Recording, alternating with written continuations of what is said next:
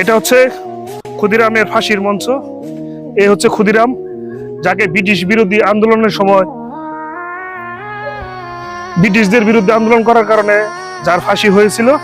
ওই যে পিছনে দুইটা জল্লাদ, ইয়া মুসুলা জল্লাদ দুইটা।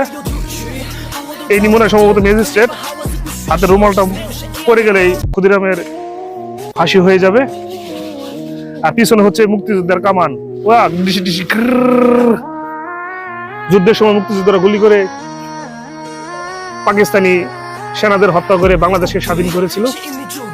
সেই যুদ্ধের কামান এটা, মুক্তিযোদ্ধার কামান।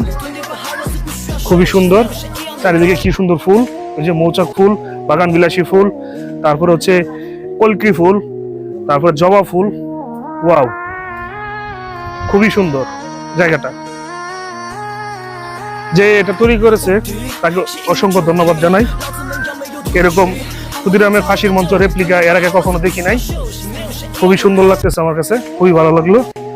আপনাদেরকে একটু মুক্তিযুদ্ধের কামানটা দেখাই। আসেন এদিকে, এদিকে আসো।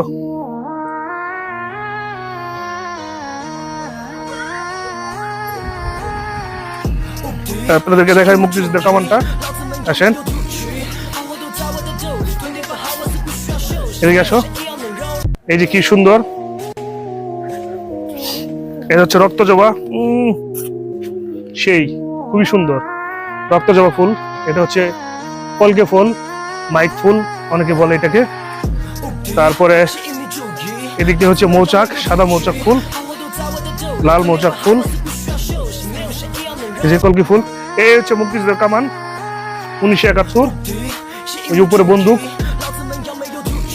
দেখো বন্দুকটা কত সুন্দর। মুক্তিযুদ্ধের কামান 1971।